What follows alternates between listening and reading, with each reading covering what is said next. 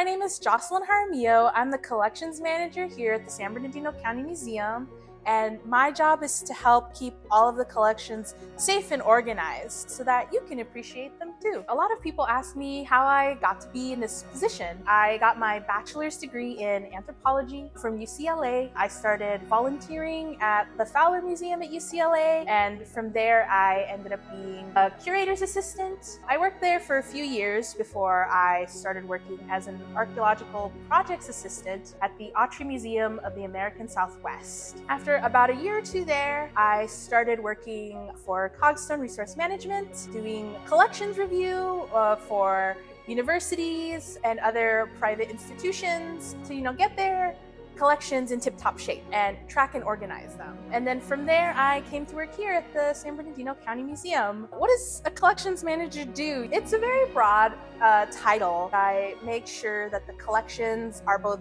housed properly. They're not going to be affected by things like sunlight, dust, and debris. A lot of the things that we have in the museum here are really quite old, and for things like fossils or extinct species, we'll never get specimens like those again. So it's really important to keep things in good condition. So I help make sure things stay as pristine as they can, given how old they are. I also make sure wherever anything is stored, whether that be on a shelf, in a box, in a bag, it's my job to make sure that we can find those things when we need them. That way, when a researcher comes to study something, we can find it at the snap of a finger. Why did I want to become a collections manager? What pushed me into this direction? A lot of what I work with isn't necessarily as nice looking as what you see displayed out in the museum galleries. So a lot of what you see when you enter any museum is really the best of the best. What we have in the collections that are just so spectacular, we have to share them with the public. There's a lot of things in the collections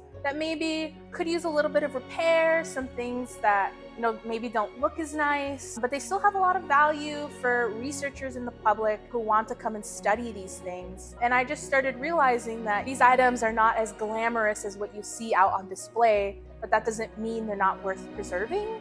And I just decided that I wanted to be the person to help preserve these specimens that are not as spectacular, but have just as much value as what you see out. So before I realized I wanted to dedicate my life to museum work, I was actually a business major, and I realized really early on that it wasn't for me. I had a bit of a quarter-life crisis and decided to apprentice under a professional clown for about 2 weeks. And during my time there, I did one Halloween party for kids. I made 1 million balloon animals and decided that it really was not for me. It was too much energy, too much screaming, and the natural pivot from clowning to anthropology was just so natural. And that's how I ended up here. Okay. You get the giggles out. Yeah, so now that you know why these collections are really important to me, next time you come to the museum, look around, and I'd love if you'd comment down below what part of the museum resonates with you. Why do you like what we have on display? Let us know. Oh, first we have a balloon, we have a second balloon, and we have an air pump.